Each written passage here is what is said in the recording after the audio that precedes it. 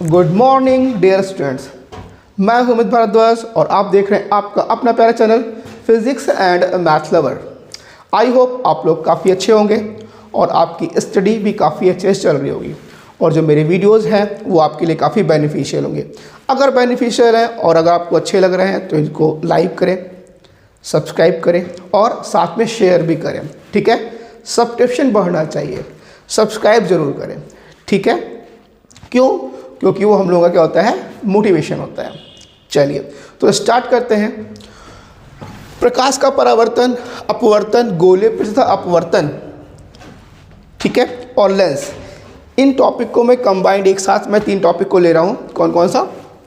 परावर्तन, अपवर्तन, गोलीय पृष्ठ द्वारा अपवर्तन और लेंस। ये 3 चैप्टर को मैं एक साथ इनके PYQs डिस्कस करूँगा। ठीक है, लास्ट चैप्टरों पे जो मैंने PYQs डिस्कस किए हैं, आई होप आप लोगों को काफ़ी अच्छे लगे होंगे और समझ में भी आया होगा।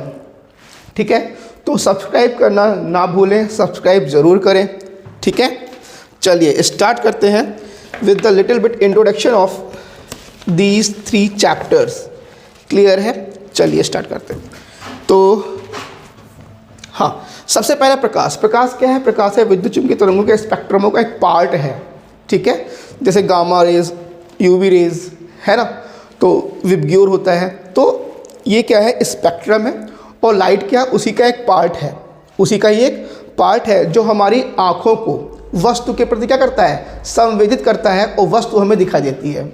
अगर लाइट ना हो तो हमारी आँखें होने के बावजूद हम चीज़ों को देख नहीं सकते हैं। तो वस्तुओं को देखने के लिए लाइट बहुत ज़रूरी है, प्रकाश बहुत ज़रूरी है।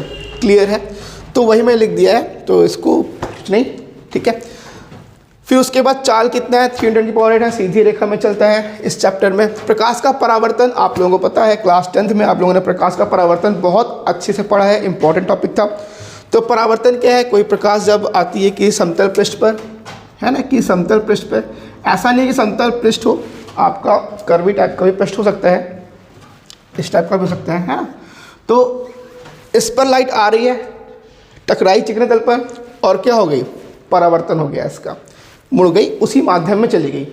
टकराना और सेम माध्यम में क्या जाना, चला जाना, उसी को हम लोग क्या बोलते हैं? प्रकाश का परावर्तन। जो घटना घटी, प्रकाश का आना, ठीक है, चिकने तल से टकराकर वापस उसी माध्यम में चले जाने की घटना को हम लोग क्या बोलते हैं? प्रकाश का परावर्तन बोलते हैं। ठीक है, अगर इनके नियम की बात करें तो प्रकाश के परावर्तन के 2 नियम होते हैं। क्या होते हैं? आपतित किरण, जो किरण आ रही है आपतित है, जो किरण जा रही है वो परावर्तित किरण है। ये कौन सी किरण है? आपतित किरण है। और ये कौन सी है? परावर्तित किरण है। ठीक है, तो आपतित किरण, परावर्तित किरण, और ये क्या है? अभिलंब। ये क्या है? अभिलंब। कहाँ? आपतन बिंदु पर, जहाँ पर प्रकाश टकरा रहा है उसको हम लोग क्या बोलते हैं? आपतन बिंदु बोलते हैं। तो आपतन बिंदु पर खींचा गया अभिलंब है। तो ये तीनों की तीनों एक ही तल में होंगे। क्या होंगे? एक ही तल में। ऐसा नहीं होगा कि प्रकाश ऐसे आ रहा है, टकराया और आपकी तरफ चला जाए, है ना। ठीक है, तो ये क्या होते हैं? तीनों एक ही तल में होते हैं। सेकेंड क्या कह रहा है? आई, आर इजकल टू आर, मैं क्या बोलूँगा? आर इजकल टू आई। ठीक है, यानी जो आपका अपवर्तन कोण है वो परावर्तन कोण है वो क्या है? आपतन कोण की क्या होता है? बराबर, यानी आर इक्वल टू क्या होता है? आई के बराबर होता है। ये सेकेंड रूल है। उसके बाद क्या? प्रतिबिंब। प्रतिबिंब क्या होता है? कि वस्तु से चलने वाली किरण, क्या चीज़? वस्तु से चलने वाली किरण। मैं इसको थोड़ा सा और बड़ा कर दे रहा हूँ। ये मान लीजिए क्या है? अवतल दर्पण है और यहाँ पर सामने क्या है? एक वस्तु है। तो वस्तु से चलने वाली किरणें, ठीक है, यहाँ पे फोकस मान लीजिए, तो ये फोकस ऐसे जाएगा। तो एक मिनट, जल्दबाजी में मिस्टेक। ठीक है, ये क्या है? आपका फोकस है और ये फोकस है। तो ये किरण कहाँ आ रही है? ऐसे आ रही है। यहाँ पे आप सेंटर मान लो इसका, तो ये जा रही है, तो ये क्या जाएगी? ऐसे इसी रास्ते पे क्या जाएगी? वापस कहाँ टकरा रही है? यहाँ पे। तो क्या है? प्रतिबिंब क्या होता है? वस्तु चलने वाली किरण परावर्तन के पश्चात जहाँ पर मिलती है उसी को हम लोग क्या बोलते हैं? उसी को हम लोग क्या बोलते हैं?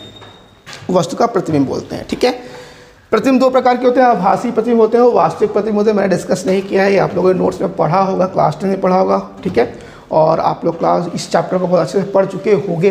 जिस टीचर से भी आप पढ़ रहे हो, जहाँ भी कोचिंग आप कर रहे हो, तो वहाँ आपने पढ़ा होगा, ठीक है, उन्होंने बताया होगा कि क्या है क्या नहीं है, ठीक है। चलिए, तो मैं यहाँ पर डिस्कस नहीं कर रहा हूँ क्योंकि हल्का सा रिकैप मार रहा हूँ केवल, ठीक है।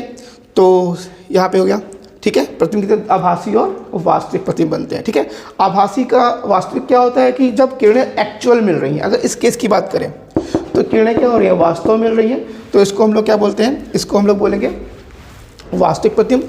और हमें जहाँ पर प्रतीत होती हैं, एक्चुअल में नहीं मिलती है, उसे हम लोग क्या बोलते हैं, उसे हम लोग क्या बोलते हैं, क्या चीज़, आभासी। इसका जो लास्ट केस है वो आभासी वाला है, ठीक है।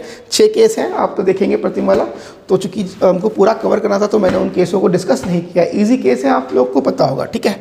चलिए, दर्पण। दर्पण क्या होता है, कोई भी समतल पृष्ठ ले लो और उसके एक तरफ हम लोग क्या करते हैं, पॉलिश कर दें। किसकी पॉलिश, लाल ऑक्साइड की, ठीक है। तो अगर इसकी पॉलिश कर दें तो लाल ऑक्साइड या पारे की कर दें, पॉलिश कर दें, तो जो चीज़ हमें मिल जाएगा उसको हम लोग क्या बोलेंगे, दर्पण बोलेंगे। और दर्पण कितने प्रकार के होते हैं, समतल दर्पण होता है और क्या होता है, गोली दर्पण होता है। समझिए क्या हो गया, समतल दर्पण हो गया, और दूसरा क्या हो गया, गोली दर्पण में 2 प्रकार के होते हैं, उत्तल दर्पण और अवतल दर्पण। उत्तल दर्पण कैसे बनता है, मान लो कि ये क्या है, खोखला गोला है कांच का, क्या है, कांच का खोखला गोला है। इसको मैंने यहाँ से कट कर दिया, ठीक है, मैंने यहाँ से क्या कर दिया, कट कर दिया, और एक इधर से कट कर दिया, ठीक है, ये हमने कट कर दिया, ठीक है। अब हमने एक में इस तरफ पॉलिश कर दी और एक में क्या कर दिया, मैंने अंदर से पॉलिश कर दी, ठीक है। तो एक में प्रकाश क्या हो जाएगा, इसमें प्रकाश कहाँ जाएगा, दबे हुए तल से परावर्तन होगा, यहाँ पे क्या होगा, उभरे हुए तल से परावर्तन होगा। तो अगर प्रकाश का परावर्तन क्या हो रहा है, उभरे तल से होता है, तो उसको हम लोग क्या बोलते हैं, उत्तल दर्पण बोलते हैं। और अगर प्रकाश का परावर्तन क्या हो जाए, भीतरी तल से होता है, तो उसको हम लोग क्या बोलते हैं, अवतल दर्पण। इसको इंग्लिश में कॉनकेव बोलते हैं, केव मीन्स गुफा। अगर लाइट गुफा में एंट्री कर रही है तो उसको हम लोग क्या बोलते हैं, कॉनकेव यानी अवतल दर्पण बोलते हैं। क्लियर है, स्पीड में समझा रहा हूँ, लेकिन आप चूँकि पढ़ चुके हो तो आप लोगों को समझ में आ रहा होगा, ठीक है। उसके बाद अगर हम बात करें इसमें फॉर्मूला की बात करें तो इस चैप्टर में परावर्तन में कितने फॉर्मूले, तो केवल एक फॉर्मूला है, 1/v + 1/u = 1/f। इसको हम लोग क्या बोलते हैं, दर्पण सूत्र बोलते हैं। और रेखीय आवर्धन का फॉर्मूला क्या होता है, m = -v/u = I/a। आवर्धन क्या बताता है हमें कि वस्तु की जो इमेज है वस्तु के कंपेयर में कितने गुना बड़ी बनी है, इससे हमको पता चलता है।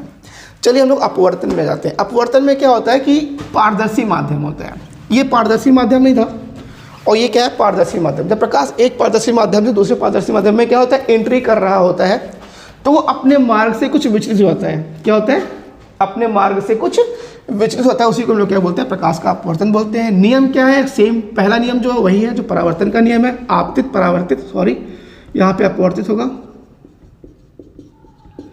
ठीक है। अपवर्तित किरण, अभिलंब, तीनों एक ही तल में होंगे, ठीक है। दूसरा नियम क्या है, sin/sin r = μ, sin/sin r = क्या, म्यू, जिसको हम लोग नियतांक बोलते हैं। इसी को 1 μ 2 कर सकते हो, अगर ये 1 है ये 2 है तो 1 μ 2 क्या कर सकते हैं, 1 μ 2। इसी को मतलब कि प्रकाश 1 से 2 में जा रहा है, तो जिसमें जा रहा था उसको पहले रखो, जिसमें जा रहा था उसको बैक साइड में, ठीक है। और इसको ओपन करने का तरीका, तो जो बैक साइड में है उसको ऊपर और जो फ्रंट में है वो नीचे, ठीक है। ऐसे इसको आप याद रखो, 1 ऐसे आप याद रख सकते हो। इस चीज़ को आप याद कर लो, इंपॉर्टेंट है न्यूमेरिकल्स लगाने के लिए। sin/sin r = μ2/μ1 इस वाले फॉर्मूले से = v1/v2 = λ/λ2 = 1 μ2, ठीक है। क्लियर है, ये इंपॉर्टेंट है, इसको आप आगे देखिए। बाकी माध्यम प्रकाश की चाल के लिए निर्वात प्रकाश की चाल, माध्यम का अपवर्तन, आप इस फॉर्मूले की सहायता से भी क्वेश्चन कर सकते हो और इस फॉर्मूले की सहायता से भी कर सकते हैं, ठीक है। किसी माध्यम में तरंग दैर्घ्य क्या होगा, निर्वात में प्रकाश की चाल बटे माध्यम का अपवर्तन, दोनों के लिए सेम है फॉर्मूला, बस यहाँ प्रकाश की चाल, यहाँ पर तरंग दैर्घ्य, इतना ही है। चलिए, उत्क्रमणितक सिद्धांत ये कहता है कि प्रकाश जिस रास्ते से आता है, मान लो ऐसे आया वो ऐसे गया, तो अगर हम इसको वापस भेजेंगे तो वो उसी रास्ते पे क्या करेगा, उसी रास्ते पे वापस जाएगा, ठीक है। जैसे आप स्कूल गए हो, क्या गए, स्कूल गए हो, तो स्कूल जिस रास्ते से जाते हो उसी रास्ते पे वापस आते हो, क्योंकि आप अच्छे बच्चे हो। अगर अच्छे बच्चे नहीं होते तो क्या करते हैं, गए तो इस रास्ते से हैं, लेकिन फिर वापसी में क्या, घूम घाम के इधर उधर होते हुए आ रहे हैं। लेकिन हाँ, आप अच्छे बच्चे हो, इसलिए क्या होगा, जिस रास्ते से आ रहे हो उसी रास्ते पे आ रहे हो, तो आप उत्क्रमणीयता के नियम को फॉलो कर रहे हो, ठीक है। जो उत्क्रमणियता के नियम को फॉलो नहीं करता वो अच्छा बच्चा नहीं है, ठीक है। चलिए, तो ये हो गया। तो उससे एक फॉर्मूला बनता है 1n2 = 2n1, यानी इसको हम अगर 1n2 है और हम 2n1 चाहें तो क्या जाएगा 1/2n हो जाएगा। इसा 2μ3 = क्या हो जाएगा, बैक साइड वाले को ऊपर रखो और फ्रंट वाले को नीचे रखो, तो क्या हो जाएगा फॉर्मूला 1μ3 1μ2, ठीक है।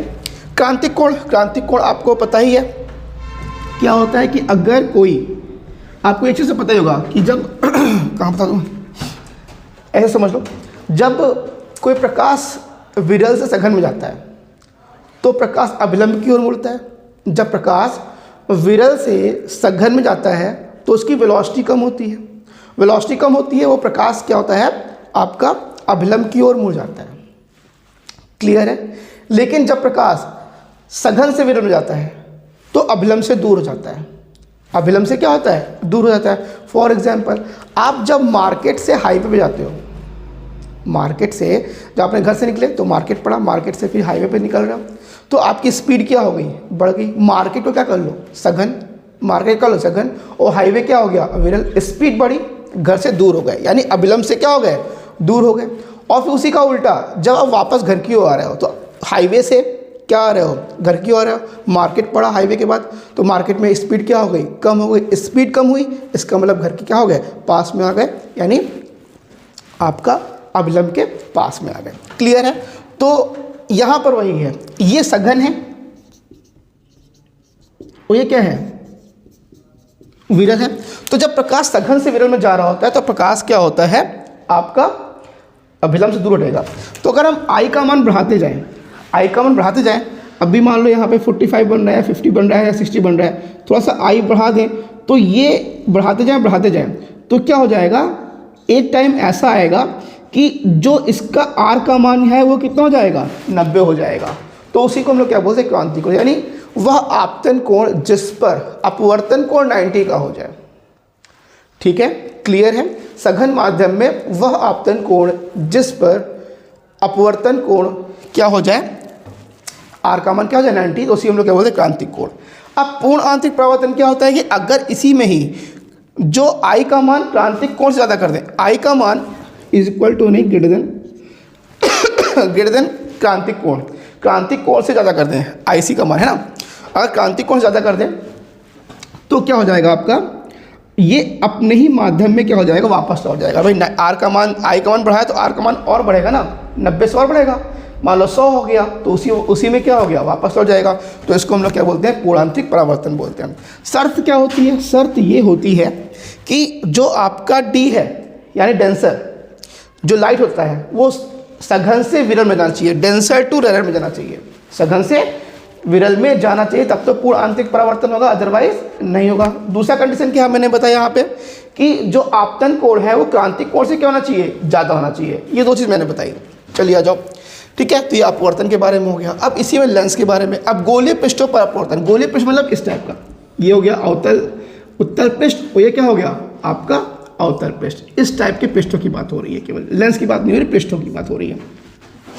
तो गोलीय पृष्ठों पर अपवर्तन का सूत्र क्या होगा, n/v - 1/u = n - 1/r, जहाँ r क्या है, वक्रता त्रिज्या है, v क्या है, वस्तु प्रतिबिंब की दूरी कहाँ से, पृष्ठ से, u क्या है, वस्तु की दूरी पृष्ठ से, ठीक है, n क्या है, माध्यम का अपवर्तनांक है।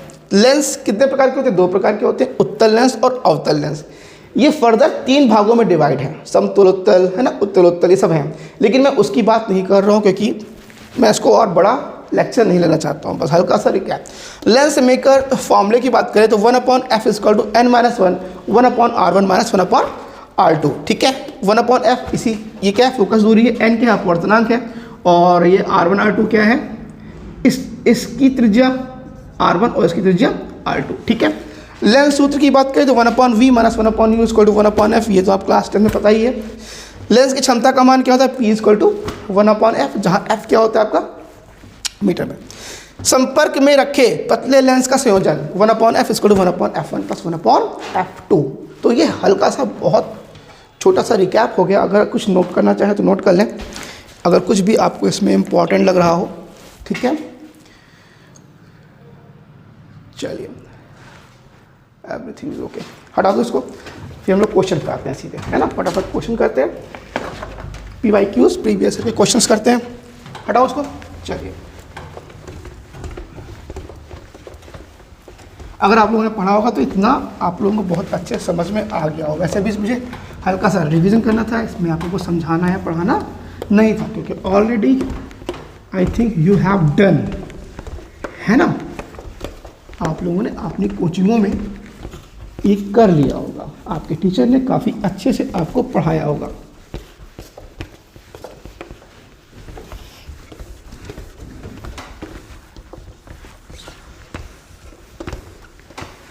और जो एक अमित सर हैं जो कि फिज़िक्स पढ़ाते हैं, वो भी काफ़ी अच्छा पढ़ाते हैं, उनके बच्चों को भी उन्होंने काफ़ी अच्छे से पढ़ाया होगा। अमित क्लासेस के टीचर अमित सर, ठीक है। चलिए, तो हम लोग स्टार्ट करते हैं खंड आ से।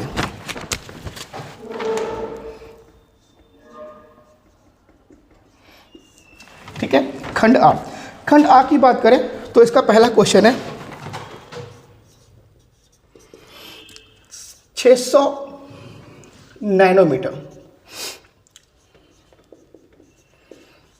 तरंग दैर्ध्य का, थोड़े से बच्चे कहते हैं लिखने में टाइम जाता है, तो आप लोग इसको स्पीड में, अगर आपको केवल सॉल्यूशन देखना है तो वीडियो को 2x की स्पीड में या स्पीड में देखें, है ना। अपवर्तनांक वाले माध्यम में प्रवेश करता है, माध्यम में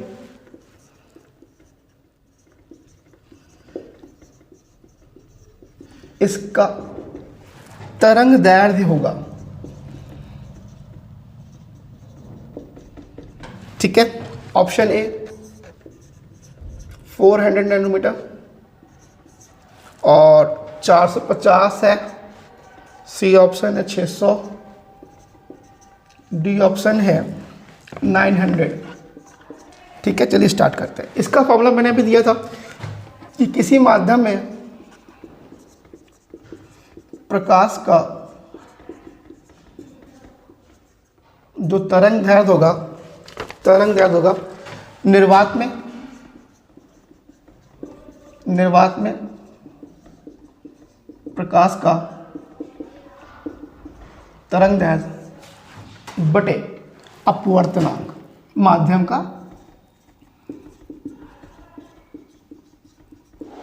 अपवर्तनांक। निर्वात में प्रकाश का तरंग दैर्ध्य कितना है? 600 है। इसको मैं चेंज नहीं कर रहा हूँ क्योंकि आंसर नैनोमीटर में दिया है, तो उसको मैं चेंज नहीं कर रहा हूँ, ठीक है। और अपवर्तनांक 1.5 है। कितना है? 1.5 है। तो 1.5 ऐसे कैलकुलेट कर लो, तो 15 4 जा आई थिंक 400, यानी option number A is correct. Clear है? कुछ पूछना है कर लें, हटा दूँ उसको, पक्का कंफर्म लॉक कर दूँ। चलिए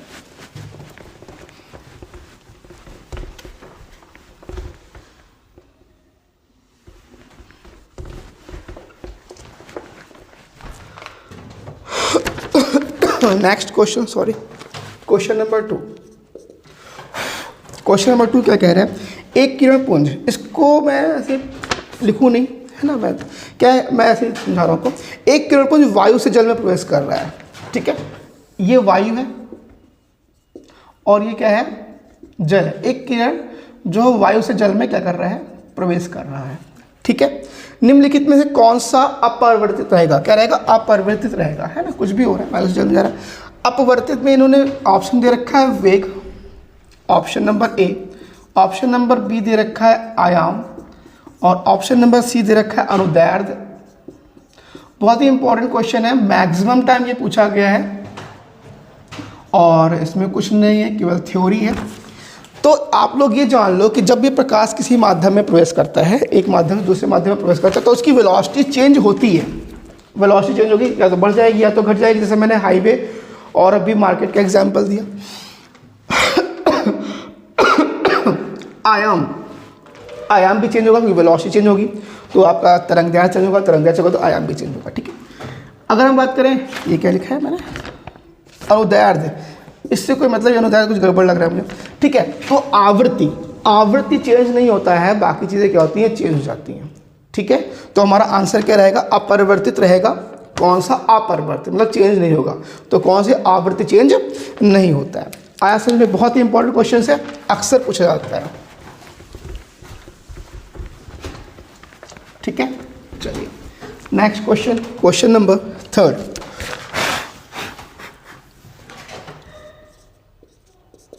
क्वेश्चन नंबर 3, यदि किसी उत्तल लेंस की लाल एवं बैंगनी प्रकाश के लिए फोकस दूरियां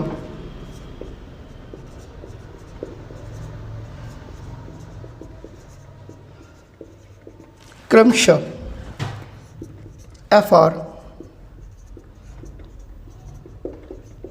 FV हो तो option number A FR is equal to FV, option number B FV is less than FR, option number C FR less than FV, option number D FV greater than R is equal to FR। Clear है, समझ में आ रहा है। तो यह क्या कह रहा है कि यदि किसी उत्तल लेंस की लाल एवं बैंगनी, लाल और बैंगनी जो कलर की फोकस दूरियां हैं, अगर FR व FV हों तो इनमें से कौन सा रिलेशन आपका सही होगा। ठीक है, तो आप ये जान लो कि ये फोकस दूरी की बात कर रहा है। किसकी बात कर रहा है, फोकस दूरी। और लाल और बैंगनी की बात करें तो विबग्योर की बात कर ले पहले तो, विबग्योर। ठीक है, अगर हम ऐसे जाते हैं तो तरंग दैर्ध्य बढ़ता है। तरंग दैर्ध्य क्या होता है, बढ़ता है, इंक्रीज करता है। यानी अगर हम बात करें तो R का जो तरंग दैर्ध्य होगा सबसे ज़्यादा होगा बैंगनी कंपेयर में। ठीक है, क्लियर है। तो सिंपल सा आप ये जान लो कि जो फोकस दूरी is directly proportional to lambda. जिसका तरंग दैर्ध्य ज़्यादा होगा, जिस कलर का तरंग दैर्ध्य ज़्यादा होगा उसकी फोकस दूरी भी क्या होगी, ज़्यादा होगी। यानी अगर हम बात करें तो रेड की फोकस दूरी ज़्यादा होगी और वायलेट की फोकस दूरी क्या होगी, कम होगी। तो उस हिसाब से देखा जाए तो option number B is correct, यानी FR because lambda R is greater than lambda V, so FR is greater than FV। तो option number B is correct, option number B is FR is greater than FV। Clear है, कुछ पूछना है इसके अंदर, हटा दूँ इसको, लॉक कर दूं, पक्का, कंफर्म। चलिए नेक्स्ट क्वेश्चन,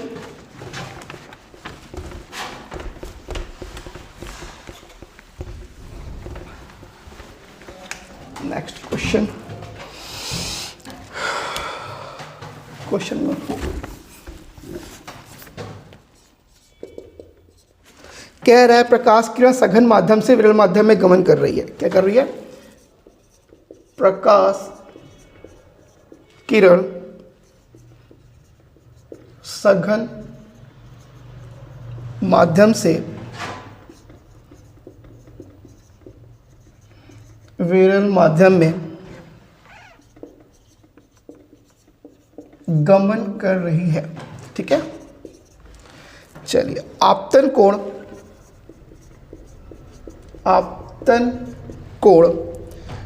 क्रांतिक कोण के बराबर है।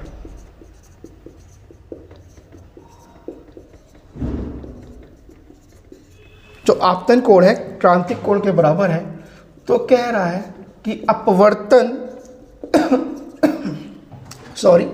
अपवर्तन कोण का मान होगा option number A 45, option number B 90, option number C is equal to 0, option number D is equal to 135। क्या चीज़, 135। क्लियर है, कुछ पूछना है इसके अंदर नहीं। अब देखो इसमें क्या करना है, देखिए ये सघन माध्यम से विरल माध्यम में, सघन ये है डेंस वो एक है रेयर, इसमें ये एंट्री कर रहा है। और क्या कह रहा है कि आपतन कोण यानी आई जो है वो IC के बराबर है, आई जो है IC के बराबर है। अभी मैंने क्रांतिक कोण का डेफिनेशन बताया कि अगर आई क्रांतिक कोण के बराबर होगा तो उस पोजीशन में जो ये एंगल बना रहा होगा वो बना रहा होगा 90। और ये है क्या, अपवर्तन कोण ही तो है। तो with the help of theory we can say कि अगर आपतन कोण का मान क्रांतिक कोण के बराबर होता है तो अपवर्तन कोण का मान 90 के बराबर होगा अकॉर्डिंग थ्योरी। तो हमारा आंसर क्या होगा, बी। बोलिए आया, समझ में नहीं आया, क्लियर है? कुछ पूछना है इसके अंदर, हटा दूँ? चलिए हटाते हैं फटाफट।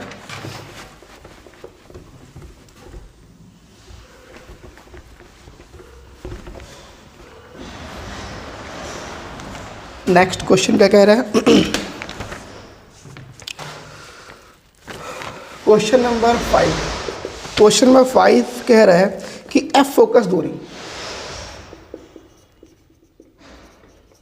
एफ फोकस दूरी का उत्तल लेंस, ठीक है, 2F फोकस दूरी, 2F फोकस दूरी वाले अवतल लेंस के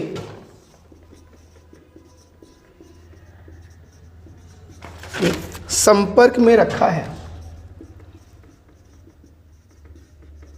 संपर्क में रखा है संयुक्त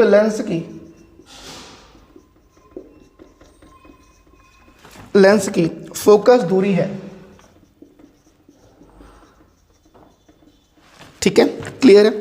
ऑप्शन दे रखा है -2F, ऑप्शन बी दे रखा है +2F, ऑप्शन नंबर सी दे रखा है +3F और ऑप्शन नंबर डी दे रखा है +2F/3, ठीक है, क्लियर है?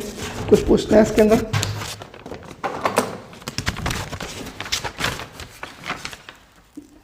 चलिए, तो मैं क्या कह रहा था कि देखो उत्तल लेंस की फोकस दूरी कितनी है, उत्तल लेंस की जो फोकस है उसको आप F1 मान लो और वो कितना है तुम्हारा F है, और जो अवतल लेंस की जो फोकस है उसको आप F2 मान लो और वो कितना है 2F है। जिसको चूंकि अवतल है तो उसका माइनस रहेगा, उत्तल का प्लस रहता है, उसको प्लस कर लो, ठीक है। तो 1/F इज इक्वल टू होता है 1/F1 + 1/F2। तो क्या जाएगा 1/F1 के स्थान पर F + 1/-2F, तो is equal to 1/F - 1/2F। इसको कैलकुलेट करो तो यहाँ पे एलसीएम कितना आएगा 2F आएगा, और इधर जाएगा तो तुम्हारा हो जाएगा 2 - 1, तो 1/F is equal to 1/2F। तो F इज इक्वल टू कितना हो जाएगा 2F। इसको आप चाहो डैश कर लो, चाहो तो या कैपिटल F कर लो, ठीक है। बोलिए ऐसे में यानी 2F, यानी B is the option, B is the correct option. Note कर लें ताकि मैं इंक डाल देता हूँ जल्दी से, फास्ट।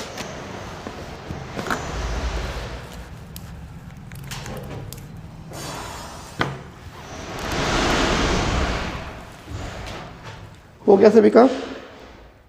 हटा दूं? पक्का? कंफर्म? लॉक ना करूं क्या? चलिए लॉक कर देता हूँ, बस 2 मिनट।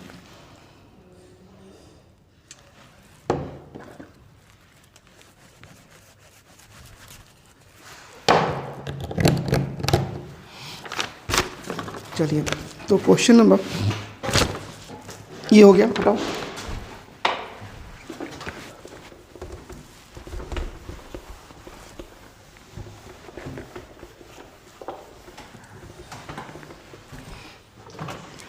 क्या कह रहा है? पूर्ण आंतरिक परावर्तन संभव नहीं है, ठीक है, सिंपल सी बात है, इसको भी मैं लिख नहीं रहा हूँ। पूर्ण आंतरिक परावर्तन संभव नहीं यदि प्रकाश का गमन होता है, तो कह रहा है वायु से जल में।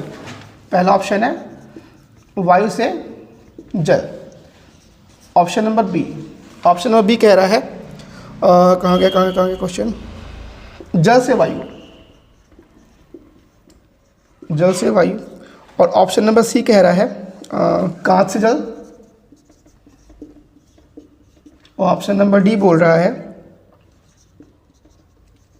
कांच से वायु। तो कहने का मतलब है पूर्ण आंतरिक परावर्तन तभी होता है जब प्रकाश सघन से विरल में जा रहा होता है। ठीक है, ये आपको कंडीशन मैंने अभी बताई थी जब रिवीजन में करवा रहा था। ठीक है, तो सघन से विरल। अगर हम बात करें वायु से जल में जा रहा है, तो वायु क्या हो गया आपका? विरल। और जल क्या हो गया? सघन। तो ये आंसर नहीं होगा। कह रहा है ना कि पूर्ण आंतरिक परावर्तन संभव नहीं है, तो इसी में संभव नहीं है मेरे ख्याल से। क्या, एक मिनट, पूर्ण आंतरिक संभव नहीं है प्रकाश का गमन वायु से जल में, तो आपका ये विरल है, सघन है। जल से वायु, तो जल क्या है? सघन है। वायु क्या है? विरल हो गया। ठीक है, तो इसमें तो सर अपवर्तन होगा। कांच से जल, कांच क्या है? डेंसर है, और ये क्या है? रेयर है, इसमें भी होगा। कांच से वायु, इसमें भी होगा। ये डेंसर और ये रेयर, तो डेंसर टू रेयर जाना है, तो इन तीनों में तो परावर्तन होगा, सॉरी पूर्ण आंतरिक परावर्तन होगा, लेकिन इसमें नहीं होगा। क्यों? क्योंकि इसमें विरल टू इसमें जा रहा है, सघन में जा रहा है, रेयर टू डेंसर में जा रहा हूँ। क्वेश्चन समझ में आ गया? हटा दो इसको। चलिए,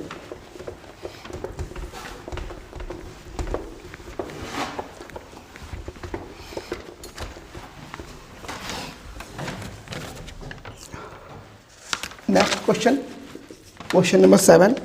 क्या निर्वात में किसी प्रकाश की तरंगदैर्घ्य 6400 है? ठीक है, निर्वात में किसी प्रकाश की तरंगदैर्घ्य कितनी है? 6400 एंगस्ट्रॉन है। जल में इसकी तरंगदैर्घ्य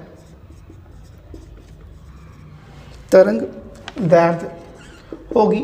सिंपल सा है, इसका पहला ही क्वेश्चन हम लोगों ने इसमें किया था। ठीक है, तो इसको कर लो। एंगस्ट्रॉन है, तो मैंने क्या बोला था? Lambda medium is equal to lambda निर्वात है ना, लैम्डा नॉट कर लो अपॉन एन। ठीक है, तो लैम्डा नॉट कितना है तुम्हारा? 6400। एन की बात करें तो एन क्वेश्चन में ही गिवन है 4/3, तो 4/3, तो कितना हो जाएगा? 6400 इंटू 3 अपॉन कितना? 4। ठीक है, ऑप्शन में नहीं लिखा है, मैं दिखा दे रहा हूँ।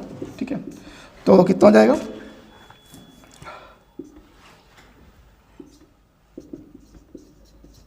4800। क्लियर है? यानी option number C is correct. Angstrom में, किसमें? एंगस्ट्रॉन में। मैं चेंज नहीं कर रहा हूँ कि आंसर उसी में दिया था, इसीलिए मैं इसको चेंज नहीं कर रहा। क्लियर है? कुछ पूछना है इसके अंदर? नहीं? लॉक कर दूँ? पक्का कंफर्म? हटा दूँ? चलिए,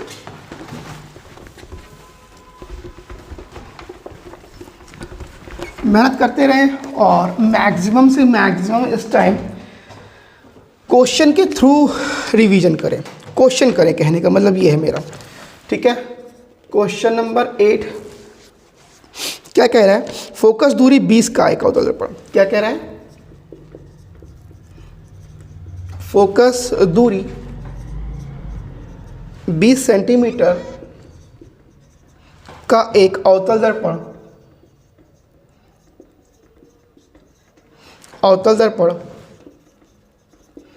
वस्तु के 2 गुनी नाप का एक काल्पनिक, कहा गया, प्रतिबिंब बनाता है। प्रतिबिंब बनाता है, तो वस्तु तथा दर्पण के बीच की दूरी है। क्या कह रहा है? वस्तु तथा दर्पण के बीच की दूरी है। ठीक है, क्लियर है?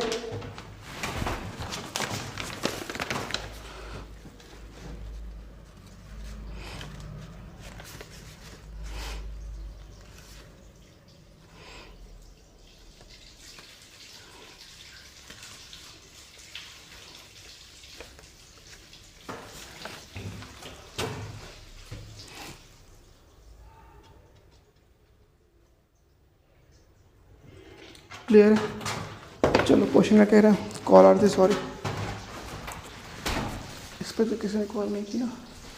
हाँ, फोकस दूरी 20 सेंटीमीटर, यानी एफ कितना है